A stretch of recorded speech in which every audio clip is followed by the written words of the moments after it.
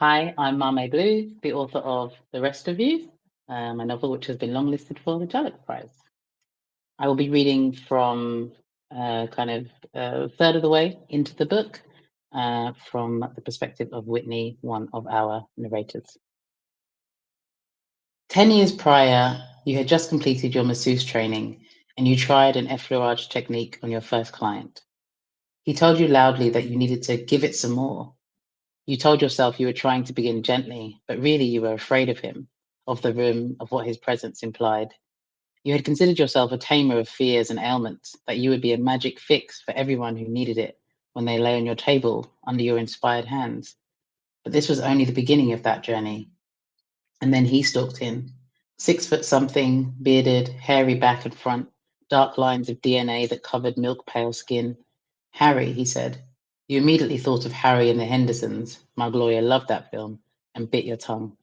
His eyes were wide, and he stared at you expectantly, already in a fluffy robe provided by the spa reception, waiting for you to instruct him on his next position in the room.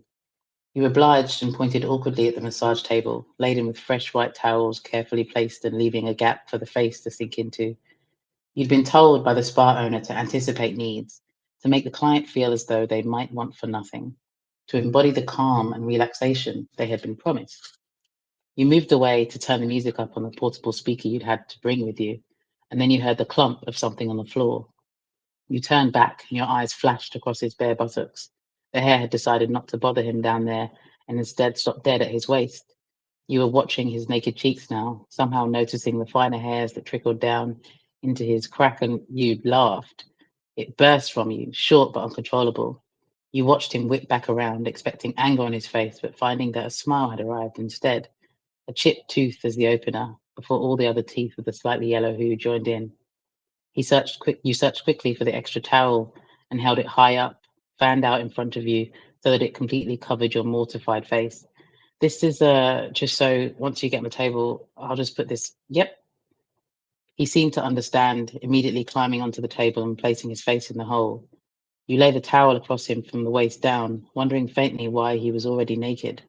It made your skin bristle, asking that question, but you pushed it down. This was a part of the job, they had told you. It was an intimate thing that everyone had different boundaries for. You just had to navigate that. You didn't learn until much later that you needed to know what yours were too.